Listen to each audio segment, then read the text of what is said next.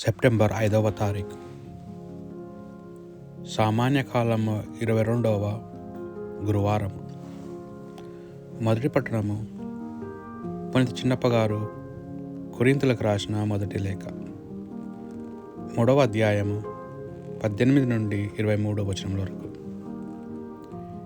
ఎవడు తనను తాను మోసగించుకొనరాదు. మీలో ఎవడైనా లౌకికమైన విలువను బట్టి తనను వివేకిగా ఎంచుకొనినని నిజముగా వివేకి వంతుడగుటకు అతడు అవివేకి కావలెను. ఏలన ఈ లోకమిచ్చే వివేకముగా పరిగణింపబడినది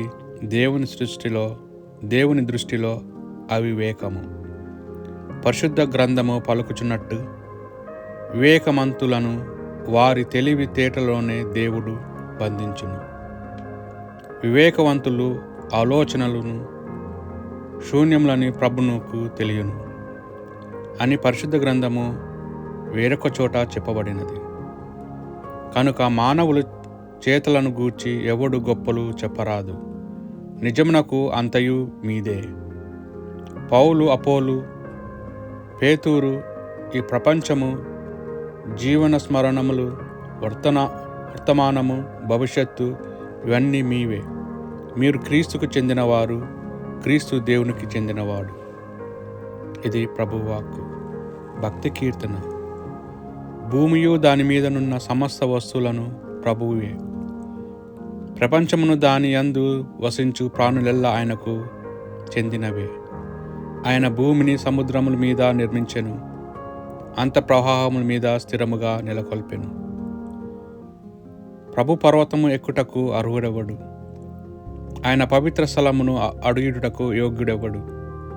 నిర్దోషి అయిన చేతులు కలవాడు, పవిత్రమైన హృదయము కలవాడు, విగ్రహములను ఆరాధింపనివాడు, వ్యర్థ క్రియలపై మనసు పెట్టనివాడు, అబద్ధ ప్రమాణములు చేయనివాడు ఎవడో అతడే యోగ్యుడు. అతడు ప్రభువు నుండి దీవెనలు పొందును.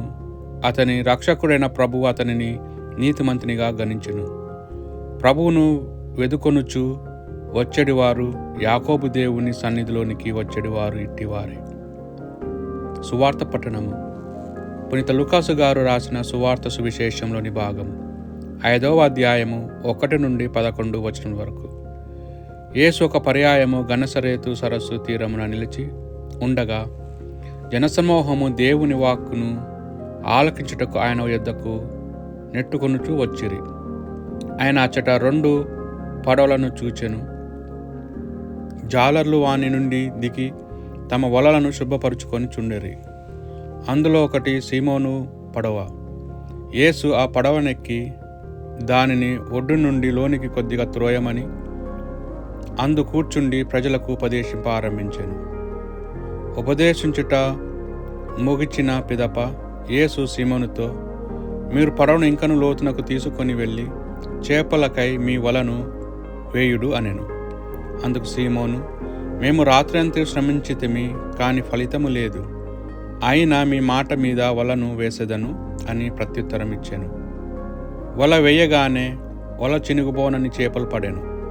అంతటా జాలర్లు 2వ పడవలోనున్న తమ తోడువారికి వచ్చి సహాయము చేయుడని సజ్ఞలు చేయగా వారు వచ్చి 2 పడవలను చేపలతో నింపగా పడవలు మునుగ మొదలిడెను. సీమోను పేతురు ఇది చూచి యేసు పాదములపై పడి, ప్రభు, నేను పాపాత్ముడను, నన్ను విడిచిపోండు అని పలికెను. ఇవి చేపలు పడుట చూచి సీమోను అతని తోడివారు ఆశ్చర్యపడిరి. సీమోనుతో ఉన్న జెబెదయి కుమారులు యాకోబు, యోహానులు అట్లే ఆశ్చర్యపడిరి.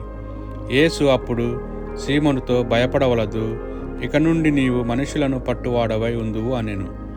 ఆ జాలర్లు పడవలను ఒడ్డుకు చేర్చి తమ సమస్తమును విడిచిపెట్టి యేసును అనుసరించిరి.